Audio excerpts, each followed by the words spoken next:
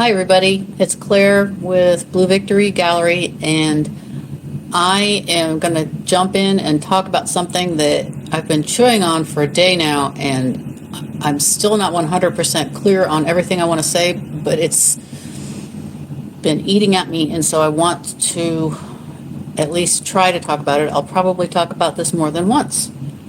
An artist friend of mine said that someone asked her, how do you know what art to buy?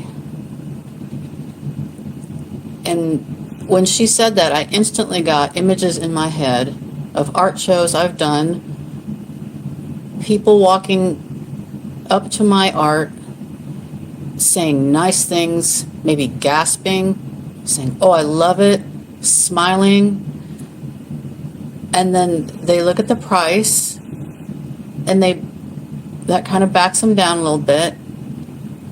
And then I see them considering, and I know what's going through their head is that very question. How do I know if this is worth it? And I think it's got to do with experience and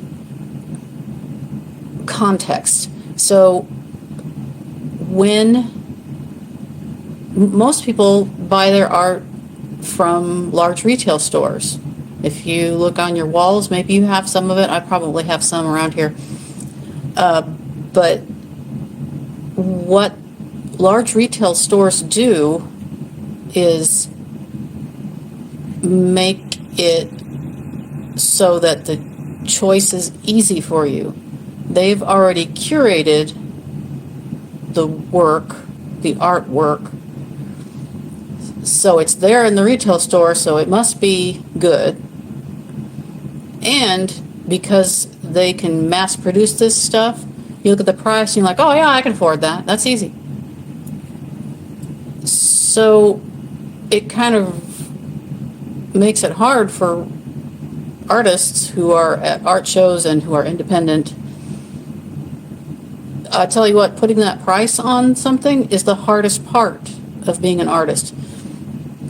And I can almost guarantee you, unless an artist is very well established, the amount of money they're getting per hour on that work is not much. I once had somebody be very excited about me drawing their dog's portrait. I can do photoreal portraits of dogs, and well, this is like a photoreal drawing of grackles, but I can do dogs too. And she had seen my drawings, the reprints of the drawings of dogs, and we were talking about it and fixing it up, and she said, so how much is it? And I told her the price, and she said, oh, I thought it would be like $20 because that's what the reprints were. And what that says to me is she doesn't know how much work goes into drawing something like that. If I could draw a photoreal thing in an hour, I would be making $20 an hour if that was the only time I put into it. And that's what she thought it was worth. If I say it to you like that, you're like, of course not. First of all, it's going to take you hours to draw it probably, right? And you've got some experience and some skill and some materials to put into it, and you're also taking time to be at the art show and talk to the person and get to know their dog, and then you have to get the photograph that you want, and then you have to drop the drawing off or mail it or whatever, and all that's time to me. And people don't get that. They are used to seeing a lovely print at IKEA, looking at it, it's huge, and it's $20, literally.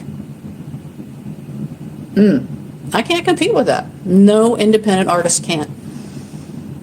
So what you're paying for is the time and money and effort that I put into the actual art itself, the thing that you're getting. And how do you know what to buy? Let me show you.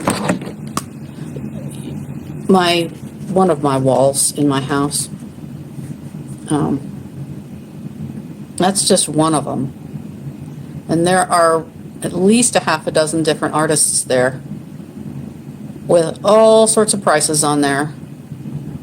And like the one of the blue-footed boobies there, right, that one there is by a local artist here in Austin. And I saw it on their Instagram account, and I simply said, how much? Because I loved it that much. Do you like the art? Does it make you happy when you look at it? And if you're thinking, I don't know if it's worth that, ask the artist what went into it. Ask the story. Ask the process. You will, at that point, know why it costs as much as it does, and you will be delighted to pay that much money, I promise you.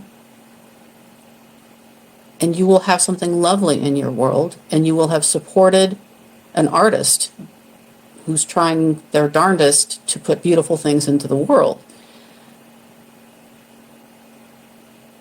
So that's how you know what to buy. Do you like it? Can you afford it? And when you learn about the piece, is the value there something you can support? And then buy it. And it doesn't, I'm not saying buy my art. My walls are covered, literally, several of them, ceiling to floor with the work of other artists. Because I see something and I love it and I buy it. Please do the same. If your wall needs something, please avoid getting something from a big box store. Please try to go online and find an artist you love and support them. It's so important on so many levels, but maybe that's another video. Thanks so much for watching and listening, and if you want to comment on what it is that makes you buy art, what it was that made you go, I must have that, I would love to know it. All right, you have a great Sunday evening. Take care.